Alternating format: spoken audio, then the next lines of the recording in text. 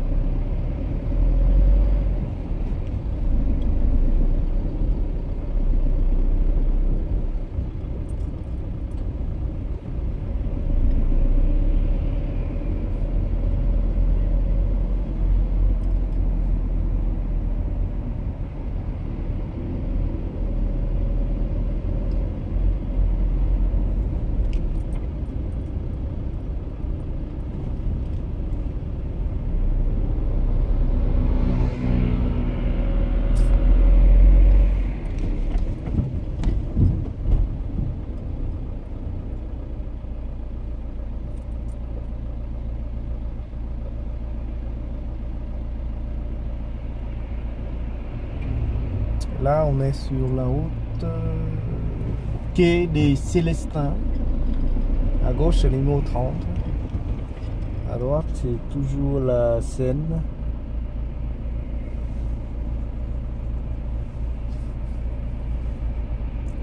Quai des Célestins.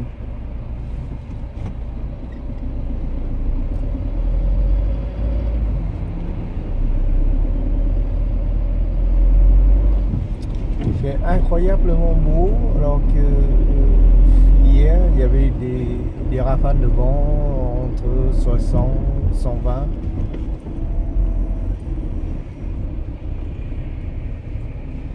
Là il fait vraiment très très beau.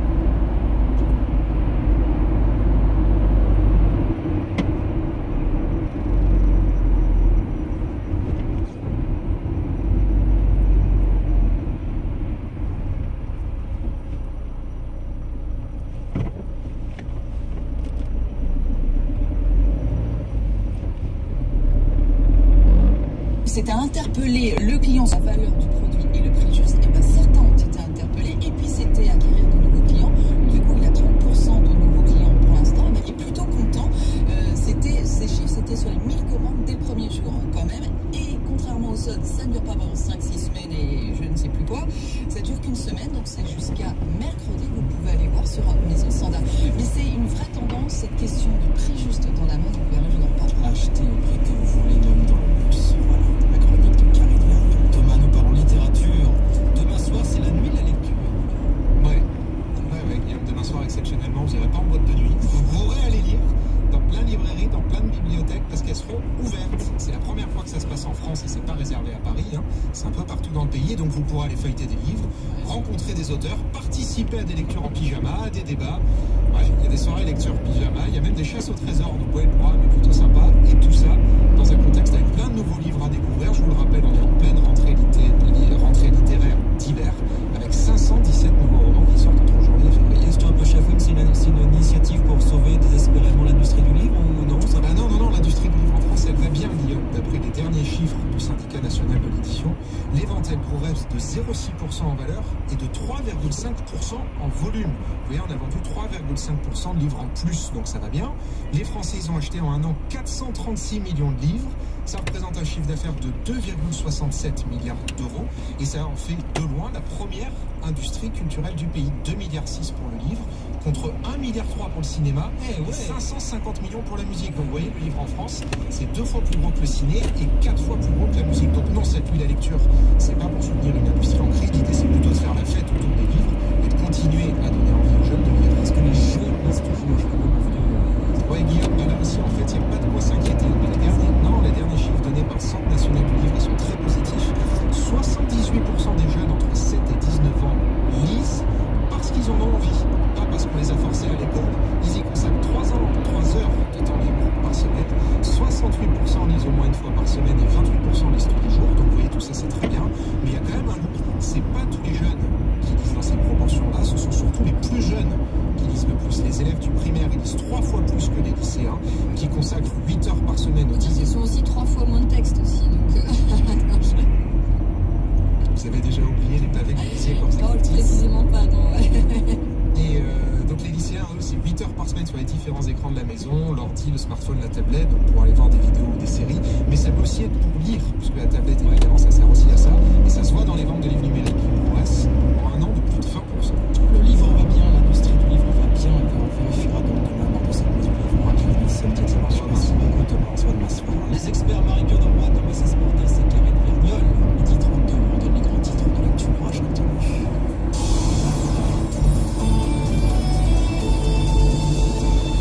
Donc l'affaire Renault qui prend une nouvelle tournure judiciaire, puisque 3 juges d'instruction vont enquêter sur les dispositifs utilisés par le constructeur pour contrôler ses émissions polluantes. Une information judiciaire a été ouverte hier par le parquet de Paris. Le titre baisse mais ne s'effondre pas. Renault qui perd 2,6%, l'action à 84 €. Renault qui pour l'instant n'a fait aucune réaction. Ça se reprend aussi un petit peu en revanche sur le titre Fiat Chrysler, vous savez qu'il a perdu 16% hier soir à Milan. On regagne en ce moment un peu plus de 3%. Ce matin, le groupe a encore démenti les allégations de la presse, de l'agence américaine de l'environnement. C'est le grand patron d'ailleurs, Sergio Marchionne, lui-même qui a démenti les accusations de l'agence américaine de l'environnement. Et puis, réunion donc de crise ce matin chez Ségolène Royal avant le retour d'une grande vague de froid la semaine prochaine. Bonne nouvelle sinon, EDF autorisé à faire redémarrer 9 réacteurs nucléaires par l'agence d'autorité de sûreté nucléaire. Justement, test repoussé pour permettre aux réacteurs de tourner pendant cette vague de froid. La bourse de Paris en hausse ce midi. Le CAC 40 progresse en ce moment de 0,8%, 4904 points. À suivre dans un instant, Jérôme Tichy de la France a tout pour réussir. Très bonne journée. À suivre, la France a tout pour réussir. Le meilleur de BFM Business. Envie de donner de l'élan à votre patrimoine? Passez à l'action avec Investir. Découvrez les nouvelles tendances de la bourse et profitez des recommandations quotidiennes de la rédaction. Investir, le seul journal qui vous fait gagner de l'argent.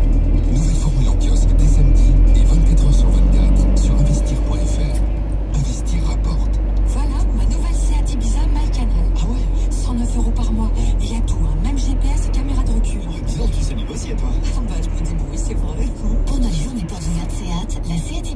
Canal est à 109 € par mois avec GPS et caméra de recul de série. Vous n'avez jamais aussi bien négocié. Location longue durée sur 37 mois et 30 000 km maximum. Premier loyer de 1 500 € suivi de 36 loyers de 109 € sous réserve d'acceptation du dossier par Volkswagen Bank. Offre réservée aux particuliers valable jusqu'au 31 janvier. Conditions sur seat.fr. À la recherche d'un produit high-tech? Soyez cool et smart. Retrouvez le meilleur des tests high-tech sur zeroanet.com.